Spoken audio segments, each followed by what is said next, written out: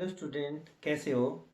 आज हम आपके सामने कैश फ्लो स्टेटमेंट का वीडियो लेके आ रहे हैं, जो कि बहुत ही इंपॉर्टेंट चैप्टर्स हैं बोर्ड पॉइंट ऑफ व्यू से भी और प्रैक्टिकल पॉइंट ऑफ व्यू से भी।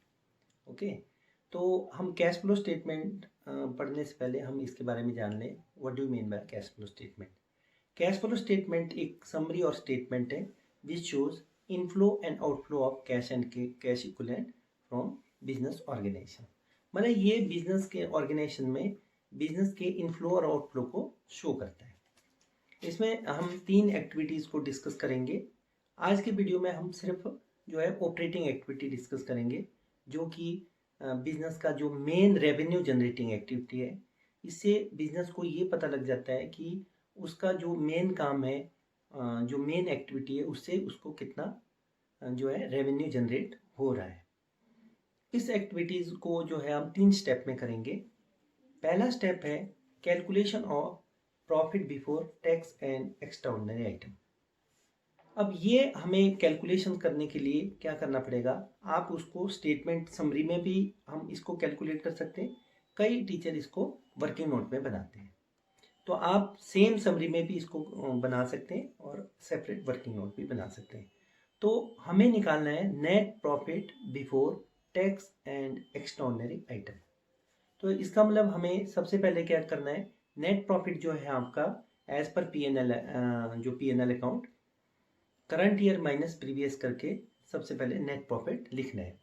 उसके बाद हमने क्या करना है, ट्रांसफर टू जनरल रिजर्व, ये भी आपका सेम आपका आएगा current year minus previous year. दूसरा आपने क्या करना है, provision for taxation during the year जोड़ना है। तीसरा आपने dividend paid during the year जोड़ने हैं।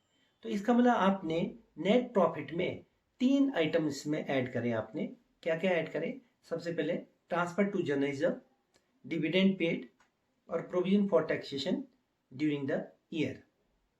तो आपका आ गया net profit before tax and extraordinary item. ये पहला स्टेप है। अब जो दूसरा स्टेप है, अब हमने निकालना है operating profit before working capital changes. इसके लिए हमें क्या करना पड़ेगा, जो हमने अभी कैलकुलेट करा वर्किंग नोट में, net profit before tax and extraordinary item, उसमें नॉन कैश और नॉन ऑपरेटिंग आइटम्स को हमने ऐड और लेस करना है। तो सबसे पहले हम नॉन ऑपरेटिंग एक्सपेंसेस जो है उसको हम ऐड करेंगे। इसमें नॉन ऑपरेटिंग एक्सपेंसेस में वो एक्सपेंसेस है जो बिजनेस के लिए जो है ज़रूरी खर्चे नहीं होते, जिनको नॉन कैश आइटम भी बोलते हैं, जैसे depreciation, loss on sale of fix assets, preliminary expenses written off, और आपका ऑल प्रोविजंस, जितने भी प्रोविजन है, प्रोविजन फॉर डाउटफुल डेट, ये आप आइटम ऐड करेंगे।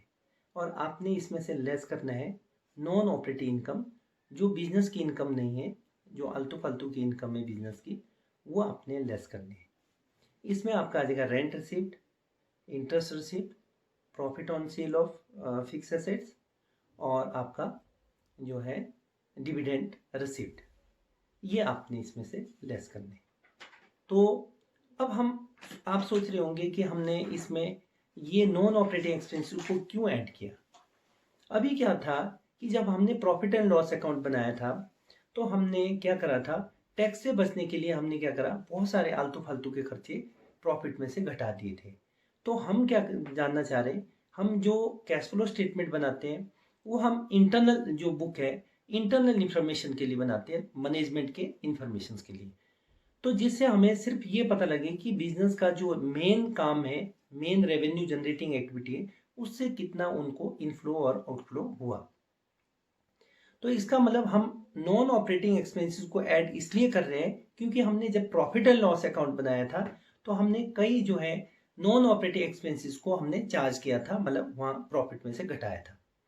इसलिए हम we have to be added back. ये जितने भी हमने खर्चे पहले घटाए थे प्रॉफिट एंड लॉस में, अब हम उसमें सारे ऐड करेंगे। अब ऐड क्या करना है, एक बार फिर समझ लो।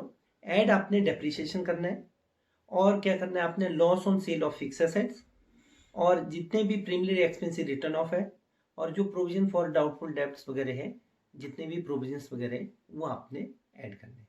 और लेस करने हैं आपने नॉन ऑपरेटिंग इनकम, जो बिजनेस की इनकम नहीं है, जैसे दूसरी इनकम है आलतू फालतू की इनकम, जैसे rent receipt, interest received, profit on sale of fix assets और डिविडेंड रिसीव्ड। आपका ये ऐड और लेस करके जो आएगा ये आपका आएगा operating profit before working capital changes. अब तीसरा स्टेप जो होगा आपका ये होगा, आपने क्या करना है, जो वर्किंग कैपिटल में चेंजेस आए करंट एसेट और करंट लायबिलिटीज में, वो आपने ऐड और लेस करने हैं। अब वर्किंग कैपिटल जो होता है हमारा करंट एसेट और करंट लायबिलिटीज होती है, इसमें भी हमारे जो है इंक्रीज डिक्रीज करने से इनफ्लो और आउटफ्लो होता है। अभी हमने क्या करना है, जो हमारी जो इनफ्लो होगी वो हमने ऐड करना है। इनफ्लो होगा हमारा डिक्रीज इन करंट एसेट और इंक्रीज इन करंट लायबिलिटीज, ये आपने ऐड करने।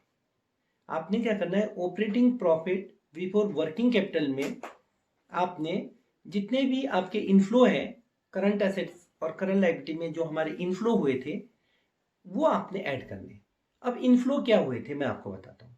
इनफ्लो हुए थे हमारे डिक्रीज इन करंट एसेट्स और इंक्रीज इन करंट लायबिलिटीज। अब डिक्रीज इन करंट एसेट जैसे स्टॉक हमारा कम हो गया, इसका मतलब हमने स्टॉक बेच दिया और हमारे पास इनफ्लो हुआ। और जैसे हमारे पास डेटर्स थे, डेटर्स पहले 10,000 थे, अब मान लो 5,000 रह गए, इसका मतलब हमें डेटर से पैसा मिल गया तो हम ऐड करेंगे, तो ये हमारे इनफ्लो है। वैसे ही हमारी करंट लायबिलिटी जो इंक्रीज होने से भी हमारा इनफ्लो हो जाता है।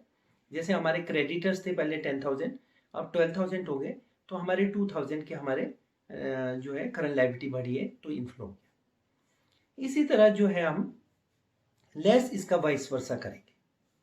अब लेस हमने क्या करना है, increase in current asset and decrease in current liabilities. अभी हमारे आउटफ्लो है।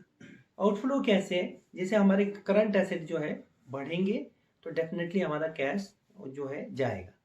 जैसे हमारा स्टॉक इंक्रीज हो गया तो इसका मतलब क्या हुआ, पैसा गया, आपका आउटफ्लो हुआ। जैसे स्टॉक इंक्रीज होने से पैसा जाएगा तो हम लेस करेंगे, तो इसका मतलब जो डिक्रीज इन करंट एसेट्स है हमने क्या करने, लेस करने। और दूसरा जो आपका जो करंट लायबिलिटी डिक्रीज होती है, जैसे करंट लायबिलिटी जैसे डिक्रीज हुई, जैसे आपने आउटस्टैंडिंग एक्सपेंसेस थे पहले ज़्यादा थे अब कम हो गए, तो इसका मतलब आपने उन एक्सपेंसेस को आपने पे कर दिया, तो आपने ये आउटफ्लो है इसलिए आपने लेस कर दिया। तो इसका मतलब ये हुआ कि आपने क्या करा, जो operating profit before working capital changes है उसमें ऐड करा आपने decrease in current asset and increase in current liability, और लेस करा आपका इसका वाइस वर्सा, जैसे कि आपका इंक्रीज इन करंट एसेट और डिक्रीज इन करंट लायबिलिटीज। तो ये आपका आ गया कैश जनरेटेड बिफोर टैक्स। अब आपने क्या करना है, कैश जनरेटेड बिफोर टैक्स में टैक्स पेड जो है आपने लेस कर देना है, तो ये आपका आ जाएगा cash flow from operating activity. यदि ये कभी माइनस में आ जाए तो ये cash use from operating activity होगा। वैसे ये ज़्यादा करके प्लस में आता है, तो ये प्लस में आएगा तो आपका cash flow from operating activity होगा। ये आपका मेन जो है रेवेन्यू जनरेटिंग एक्टिविटी है, ये आपने इसमें डिस्कस किया। अगले 2 वीडियो में हम जो है इन्वेस्टिंग एक्टिविटी और फाइनेंसिंग एक्टिविटी के बारे में डिस्कस करेंगे और न्यूमेरिकल भी करेंगे, पर आप इसको समरी को थोड़ा सा आप इसको गो थ्रू करें। Thank you, bye.